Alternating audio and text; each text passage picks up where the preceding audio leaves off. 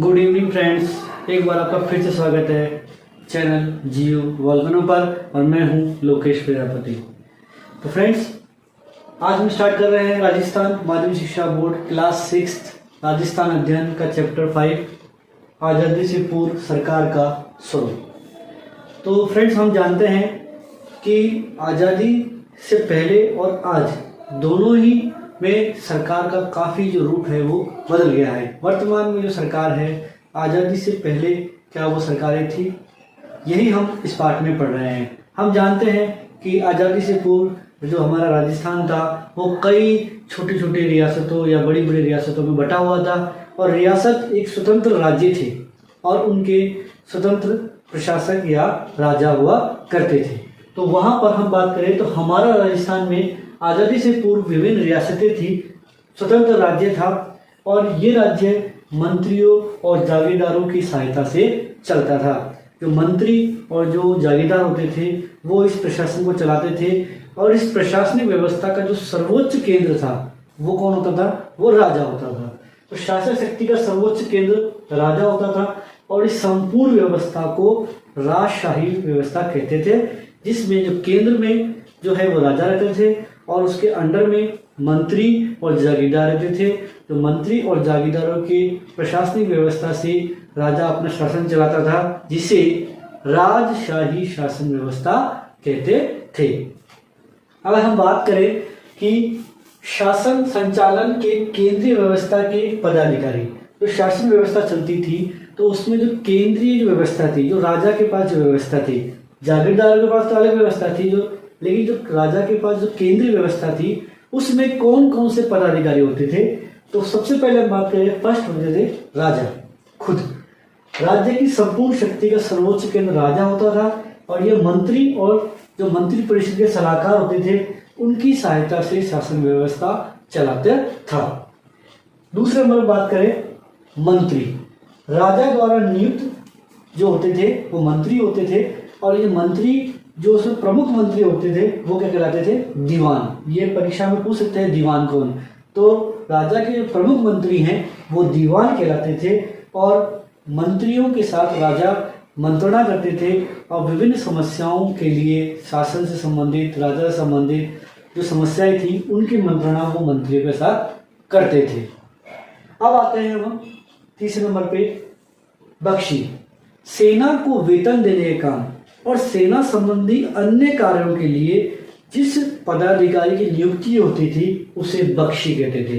तो सेना को वेतन देने और सेना संबंधी अन्य कार्य कौन संभालते थे? बख्शी संभालते थे। फिर आ गए खजांची। खजांची क्या होते हैं? खजांची जो अपनी आमदनी हो रही है, खर्च हो रहा है, वो सारा बैलेंस संतुलन वो रखते थे और बचत को राजकोष में डालते थे ताकि राजकोष में वृद्धि हो। यानी कि बचत को बढ़ाकर राजकोष में वृद्धि करने का काम किसका था? खजांचियों का था। और जो पांचवें अधिकारी होते थे परगना अधिकारी। राज्य बड़े होते थे तो राज्यों को छोटे छोटे परगनाओं में डिवाइड किया गया था और इन परगनाओं के जो अधिकारी कहलाते थे वो परगना अधिकारी कहलाते थे और इनका काम परगनाओं में शासन व्यवस्था को कायम रखना और शांति व्यवस्था बनाए रखने का था।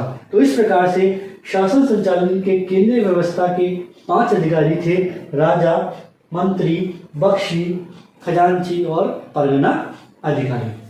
अब हम आते हैं यहाँ पर ग्राम। ग्राम किसी भी राज्य की सबसे छोटी इकाई होती थी और उस ग्राम को जो संभालता था, वहाँ की प्रशासन व्यवस्था को जो संभालता था वो ग्राम पंचायतें ही संभालती थी। अब हम बात करते हैं सबसे इंपॉर्टेंट, जागीरदारी व्यवस्था। तो साथियों, हमने अभी तक पढ़ा जो शासन व्यवस्था में, केंद्रीय व्यवस्था में कौन कौन से अधिकारी थे।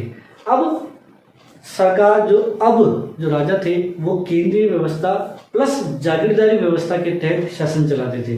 तो जागीरदारी व्यवस्था क्या थी? हमारे राजस्थान में भी जागीरदारी व्यवस्था थी। हमारे राजस्थान की जो जागीरदारी व्यवस्था थी वो रक्त संबंध पर आधारित थी और कुलीय भावना पर आधारित थी। परीक्षा में पूछ सकते हैं। यानी कि जिसको जागीरदारी मिलती थी वो उनके रक्त संबंध से संबंधित होते थे, जैसे कि छोटे भाई, बड़े भाई, चाचा, ताया, जो भी है, रक्त संबंध या कुल भावना संबंधित थे अन्य को वो जागीरदारी नहीं देते थे। राजस्थान में राजा की मृत्यु होने के बाद इस व्यवस्था के तहत बड़े जो पुत्र है उसको राजा बनाते थे और जो छोटा पुत्र है उसको राजा नहीं बनाते थे। तो जो बड़ा पुत्र राजा बना है वह अपने छोटे भाई को क्या करता था, बहुत बड़ी जमीन रहने के लिए देता था। तो अपने छोटे भाइयों को जीवन यापन के लिए भूमि आवंटित करता था और भाई बंधुओं को दी गई इस भूमि को क्या कहते थे अपन, जागीर, और इसके स्वामी को बोलते थे हम जागीरदार। तो जो जमीन दी गई है वो जागीर कहलाती थी और जिसके स्वामी को हम जागीरदार कहते थे और यही व्यवस्था जागीरदारी व्यवस्था कहलाती थी। जागीरदार का काम क्या था, जो दी गई जागीर है उसकी सुरक्षा करना और जागीर का शासन संचालन करना। तो जागीरदार का कार्य दी गई जागीर की सुरक्षा करना और जागीर का शासन संचालन करना, क्योंकि वो दी गई जो जागीर थी उसका जो स्वामी था वो कौन था, जागीरदार। तो उस जागीरदार के द्वारा जो दी गई जमीन है, उस जागीरदार को जो दी गई जमीन है उसकी शासन व्यवस्था कौन संभालते थे, जागीरदार संभालते थे।